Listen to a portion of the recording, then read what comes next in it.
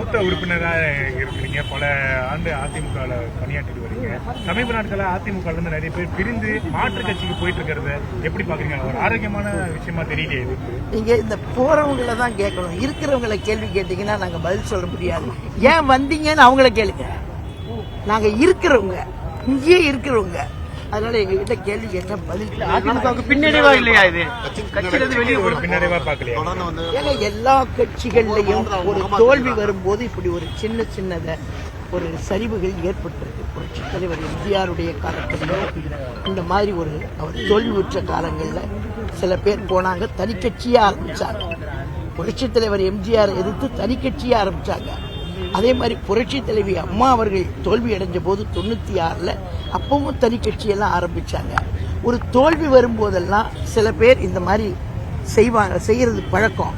ஆனா ஒவ்வொரு தடவையும் இந்த மாதிரி வரும்போது அது அந்த கட்சிக்கு ஒரு புதுசா ஒரு வேகம்தான் வருதே தவிர ஒரு வீழ்ச்சி வர்றதுக்கு வாய்ப்பு இல்லை. இப்படிதான் அடிபட்டு வளர்ந்த கட்சி தான் அதிமுக. அதனால ஒவ்வொரு தடையும் இதை சந்திக்கும் போதெல்லாம் எழுந்து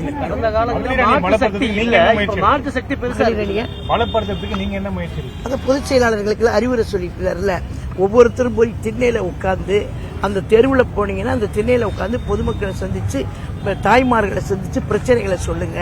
நாட்டில் நடக்கக்கூடிய பிரச்சனைகளை மக்களுக்கு கொண்டு போங்க. அவங்க அரசியலை பற்றி தெரிஞ்சுக்கிறட்டும்.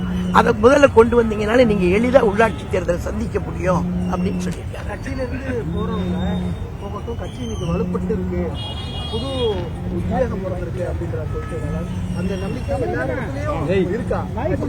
எல்லார்கிட்டையுமே இன்னைக்கு அதிமுக இது தொண்டர்கள் இன்னைக்கு இருக்கிற கட்சி அனைத்து இந்திய அதிமுக தான்.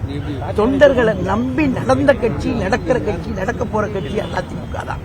அதனால நீங்க நிறைய பாத்தீங்கன்னா சமூக ஊடகங்கள்ல என்ன செய்தி, ஒரு தொண்டன் கூட அவ்வளவு கோபமா வெறித்தனமா பேசுறாங்க. நான் பார்த்தேன், யாருன்னு கூட தெரியாது. அவங்களுக்கு கிட்டத்தட்ட ஒரு 55 வயசு 60 வயசு இருக்கும். அவங்க யாரோ ஒருத்தர் பேசுறாங்க போது இது மாதிரி எத்தனையோ பேர் கண்ணுக்கு தெரியாதவங்க வெளியில இருக்காங்க.